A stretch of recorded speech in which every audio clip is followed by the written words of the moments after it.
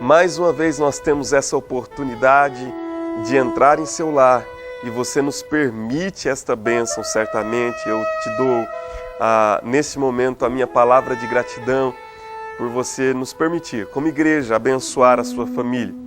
Este é o Momento Água Viva, um programa da primeira igreja presbiteriana independente de Marília. E temos aqui a alegria de compartilhar com você uma porção da palavra de Deus e uma oração. O que nós desejamos é abençoar esta cidade. E ao abençoarmos a sua família, nós estamos compartilhando um pouco daquilo que é a missão de nossa igreja.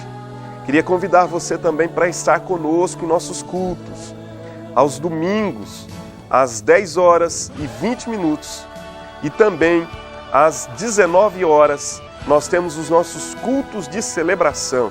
Você é o nosso convidado especial.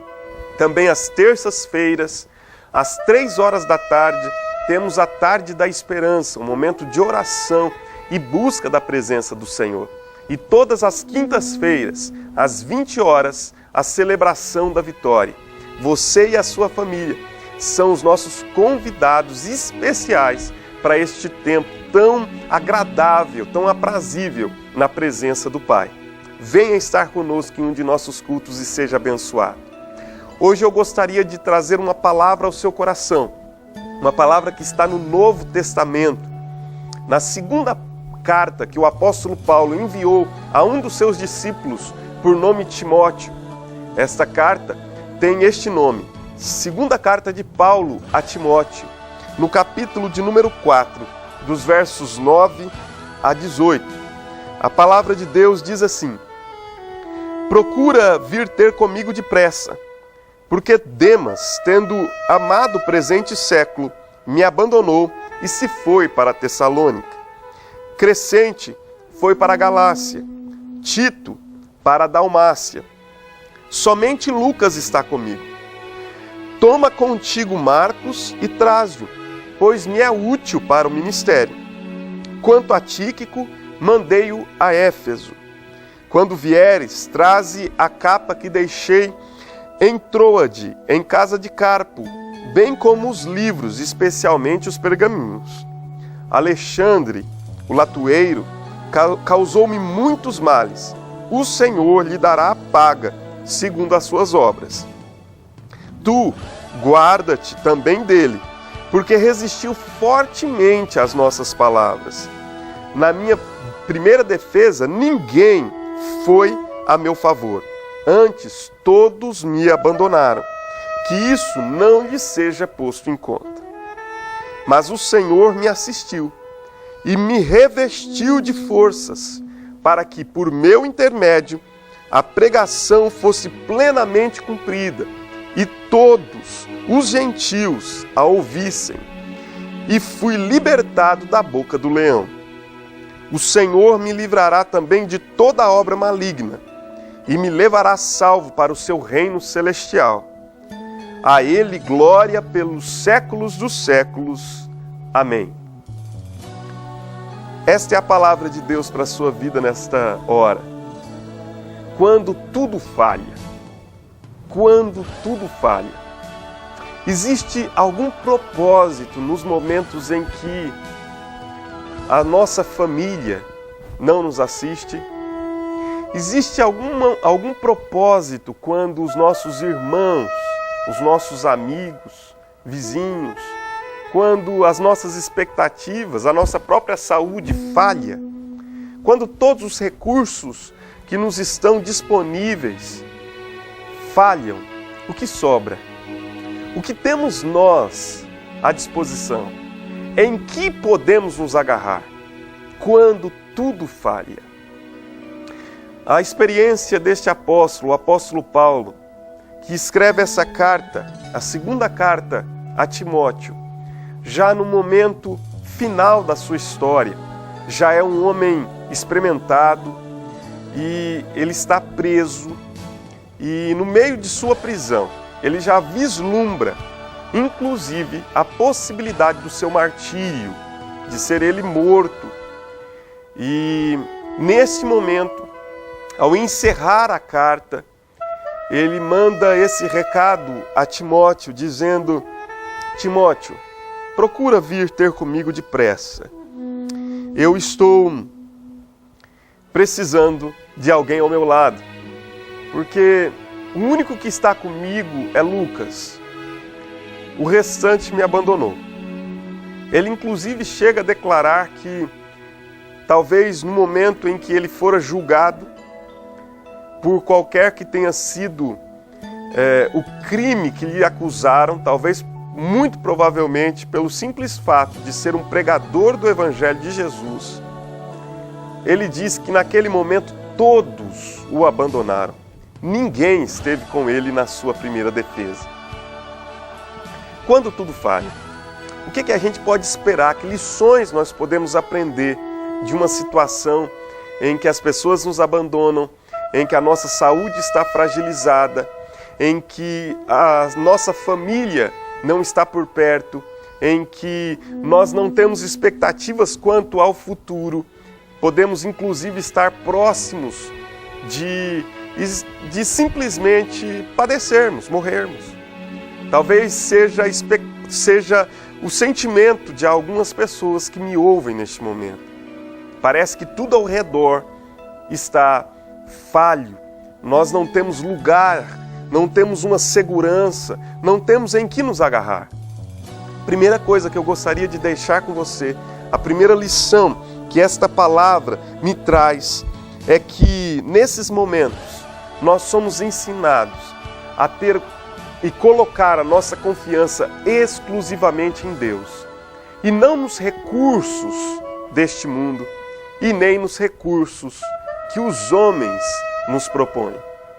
A nossa confiança deve estar posta exclusivamente em Deus. Nesse momento o apóstolo Paulo diz: Demas me abandonou.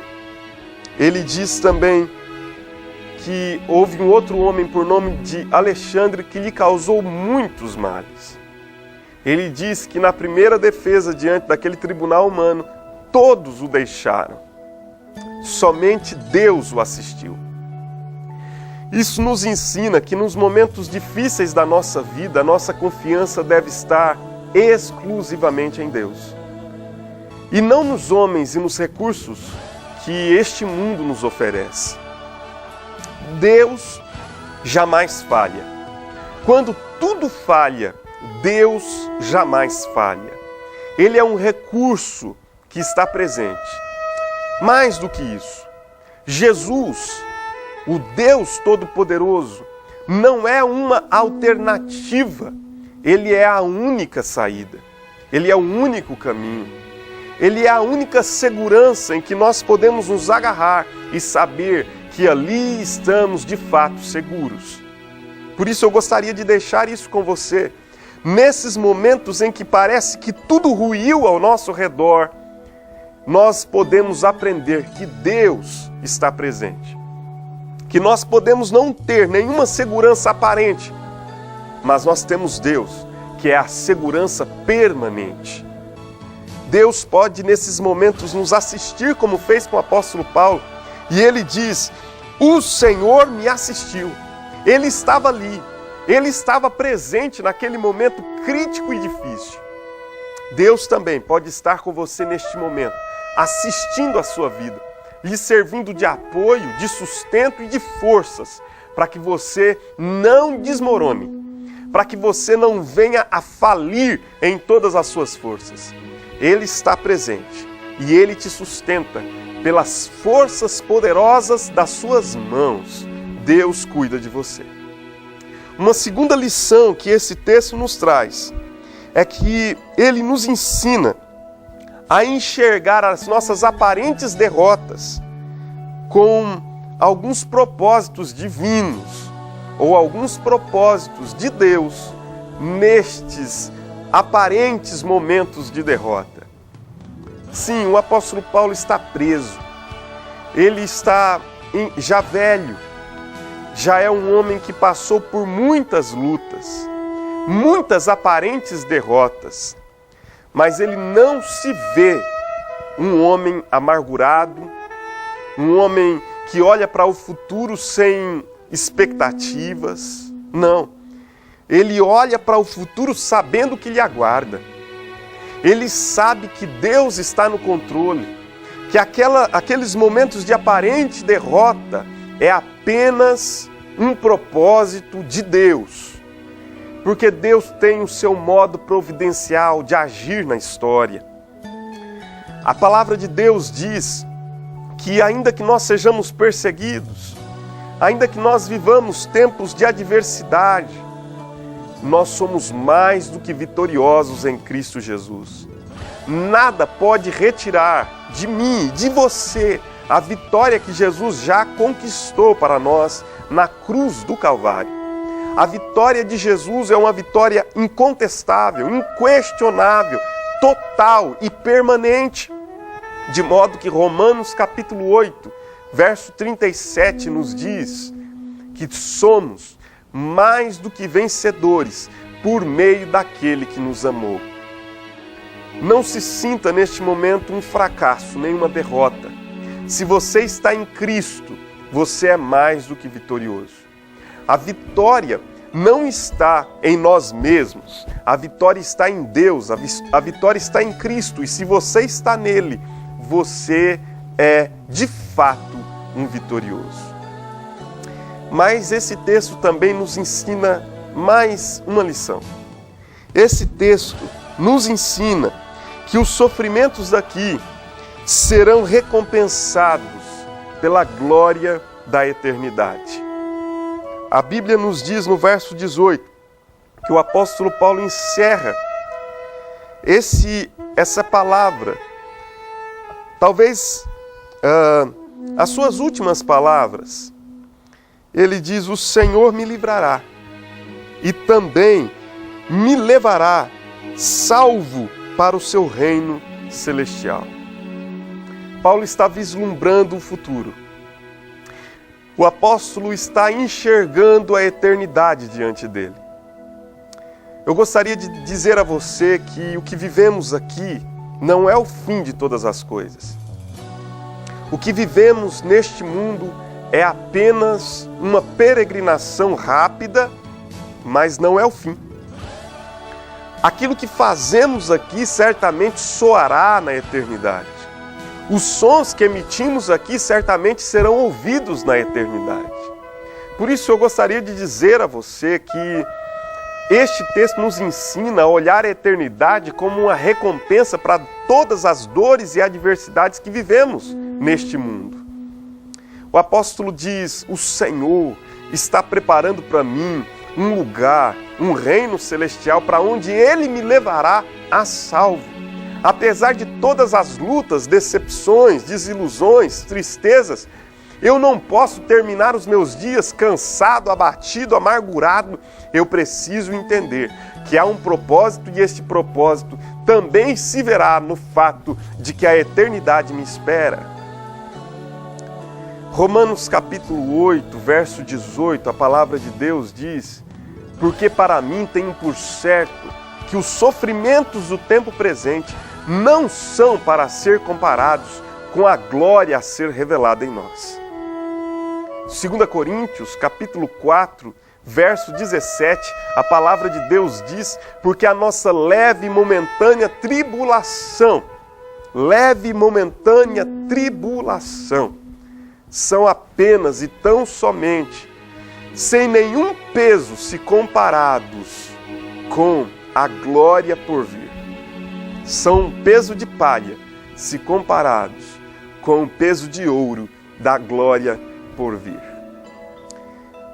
A palavra do Senhor ainda nos diz em Apocalipse capítulo 21, que quando nós estivermos entrando nos portões da eternidade, aqueles que creram em Cristo, que confiaram nele, que entregaram a sua vida a Jesus, terão dos olhos enxugadas todas as lágrimas, porque na eternidade não haverá dor, não haverá choro, não haverá luta, não haverá luto. Lá nós estaremos perfeitamente plenos na presença de Deus. Por isso eu queria convidar você a enxergar a sua vida aqui como uma passagem de peregrinação para a eternidade.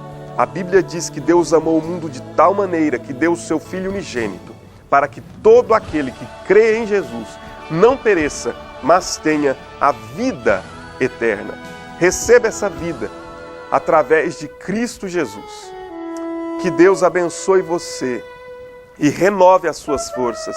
É a minha oração em nome de Jesus. Vamos orar. Pai de amor, abençoa esta vida, abençoa esta família. Traz sobre esta casa o teu conforto, o teu consolo e o teu cuidado. É a minha oração, a minha súplica, em nome de Jesus. Amém. Que Deus te abençoe, em nome de Jesus.